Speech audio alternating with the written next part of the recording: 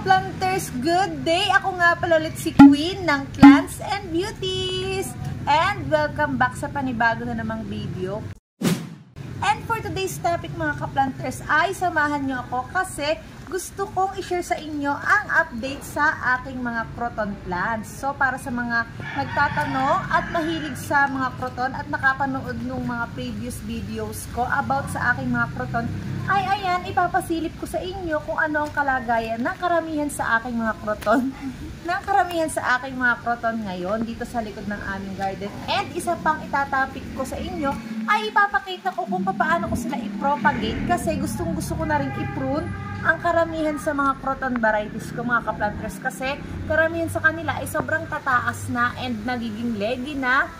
And then yung iba naman ay hindi na ganun kagandahan. Dahil nga nung nagkaroon ng mga pagbabaha dito sa aming likod ng garden, ay hindi sila naging maganda dahil napunta sila sa isang area kung saan hindi ganun sila masyadong tinatamaan ng pulsa. Nasa ilalim sila ng makapal na yellow bell. So alam niyo naman ang mga croton ay mahilig talaga sa direct sun. Kaya naman nung napunta sila sa hindi kagandahang pwesto, ay yun, medyo parang tumamlay sila. Ayun, ipapakita ko nga sa inyo mamaya ang kanilang kalagayan. Pero yung iba naman ay okay na okay pa. Pero gusto ko na rin silang i-prune para ma-propagate na rin natin and mas dumami. So, ayun mga ka-planters, samahan nyo ako at ipapakita ko sa inyo ang pwesto nila ngayon.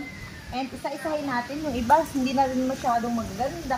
So, ayan mga ka-planters, inilipat na nga namin dito sa likod ng garden ulit. Ibinalik na namin yung mga ibang croton plants at ibang croton varieties dito sa likod. Kasi nung nagbabaha dito ay sila nilipat namin muna sa harapan kasi nga sobrang dumi ang gulo-gulo dito sa likod ng aming garden. So ayan, ang ginawa ko is paikot sila. Ay, hindi sila paikot. So mga ka-planters, ito nga yung example ng mga croton varieties ko na hindi na masyadong maganda and sobrang leggy at naglagas-lagas na nga yung parting ilalim niya. Kaya mas maganda nga na ito ay ating i-prune. Katulad ito mga ka-planters, nung pinakita ko sa inyo na si Croton Andrew ko, na prunun ko and then ang nangyari sa kanya is sobrang gumanda and lumago siya nung siya ay naka-recover. At ito din yung isang example mga ka-planters. Dati ay naglagas na itong si yellow dove ko. Talagang as in kalbong-kalbo yan. Tapos nung siya ay aking pinutulan, ay ayan, tingnan nyo naman, sobrang lush na and nagkaroon na siya ng maraming sanga. At pa, talagang sila ay sobrang leggy na and kalbo na yung mga ilalim nila. Kaya mas maganda pa talaga na i-prune. Ang kagandahan pa niyan, magkakaroon tayo ng mas maraming tanim na croton kasi nga mapopropagate na rin natin sila. At isa pa mga ka-planters na nagiging problema ko kapag sobrang tataas na ng mga croton ay ayan, palagi silang humihiga. Sa sobrang lakas ng hangin nga ngayon dito sa amin ay lagi silang tumutumba. Kaya ayan, para mapakita ko na rin sa inyo bago ko sila kalbuhin dahil talagang ito ay gusto ko sagad talaga yung kanilang pagkakaputol para pagdating ng summer ay sigurado akong naka-recover na sila and mas magaganda na silang tingnan. And by the way mga ka-planters, marami na rin pala akong mga ibang croton varieties na na-propagate at naputulan ko na. Ayan, ito yung mga top cut ko. And sa ngayon ay nagre-recover na siya. Ito nga yung mga ibang croton na nauna ko nang i-propagate nung nakaraang linggo. Kasi nga sobrang lakas ng hangin dito sa amin and palagi silang natutumba. Kaya ayan, inuna ko na tong i-propagate. Tingnan niyo naman tong isang to mga ka-planters. O, sobrang taas na niya and sobrang hangin. Kaya naman palagi siyang natutumba. And tingnan niyo yung kanyang mga dahon hindi na magaganda kasi nga tumba siya ng tumba and ito ding isa sobrang taas na rin niya and gusto ko na rin talaga siyang ikat. So mga ka-planters, tara samahan nyo ako at gagawa tayo ng potting mix para doon natin itatanim yung mga mapuputol natin na top cut at yung mga mapuputol natin na top cut sa kanila para ma-propagate natin. And i-share ko sa inyo kung ano nga ba yung mga paglalahok-lahokin ko para makagawa ako ng potting mix para sa aking mga crotons. So tara! So mga ka-planters, ito na nga yung mga pinagsasama-sama ko para makagawa ng potting mix para sa aking mga croton na itatanim. So meron lang ako ditong garden soil. Kung wala kayong garden soil, ay pwede namang bumili kung anong available sa inyong lugar. And then syempre kailangan natin ng rice hull, yung parang ganito, yung nabubulok-bulok na. Pero kung wala kayong nabubulok-bulok, pwede rin naman yung kabibili nyo lang na rice hull kasi doon na lang din siya mabubulok.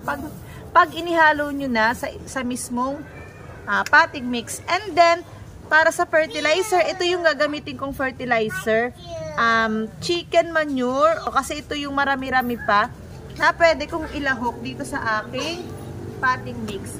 And kapag ganitong medyo buo-buo yung ating garden soil, ay talagang magandang haluan ng rice hull para hindi maging muddy or dikit-dikit ang ating potting mix. And then, ayan, bali kayo na lang ang magtansya mga ka-planters kung paanong ratio ang gusto mo. Sa akin kasi mas madami yung garden soil ko. Siguro ito ay mga 60%. And then, mga 30% na rice hull. And then, 10% na chicken manure. So, ayan, haluin lang natin mga ka-planters para tayo ay makapagtanim na. So, tara na mga ka-planters, umpisahan na nating i-prune or putulan yung mga crotons natin na kailangan na and matataas na. Katulad nga nitong si Obdifolia. Gusto kong isagad ito mga ka-planters hanggang dito. Ayan. So, ayan mga ka-planters, and then yung ganito kahaba, ay pwede pa natin siyang i-divide para mas marami tayong ma-propagate.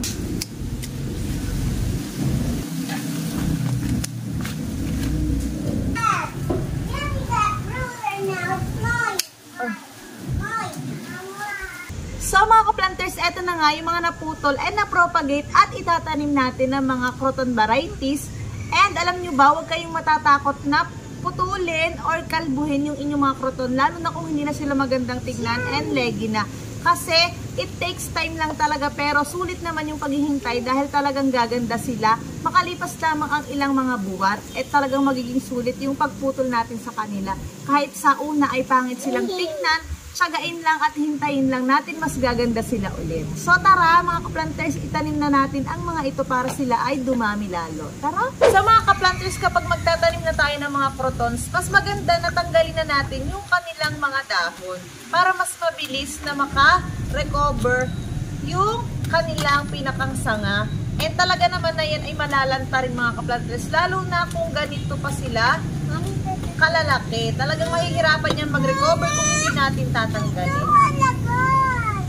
So, tanggalin na lang natin silang lahat. And then mga ka-planters, yung ganito kahabang croton ay pwede pa natin siyang pagdalwahin or pagtatluhin. Pero pag gaganito ay pagdadalawahin ko na lang siya. And then puputulin lang natin siya dito. So, ito yung, wag lang kayong malilito kung alin yung itutusok yung part. So, mas maganda na patirusin nyo yung parting ilalim para sure kayo na yun yung pantanim. Ito yung pantusok, yung mas matilos. Ayan. So, ayan. Ganun ang gagawin natin sa lahat ng mga croton na ating itatanim. Tanggalan na natin siya ng mga dahon.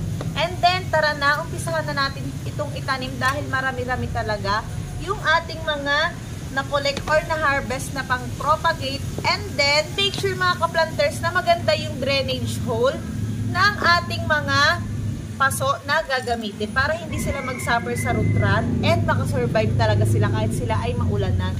At pagkatapos ay mas maganda na ilagay lang natin sila muna sa mga shaded area hanggang sa sila ay mag-umpisa ng tubuan ng kanilang mga dahon. At kapag ganun, ibig sabihin ay nagkakaroon na sila ng ugat, unti-unti na natin silang ilabas sa mga part na pwede silang makakuha ng direct sun para naman sila ay masanay dahil ang mga croton naman talaga ay pang direct sun. So tara na mga ka-planters.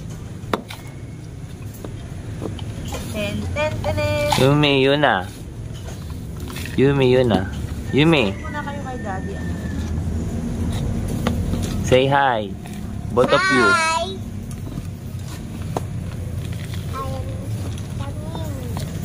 Ay, damit daw. Ay, ang damit daw.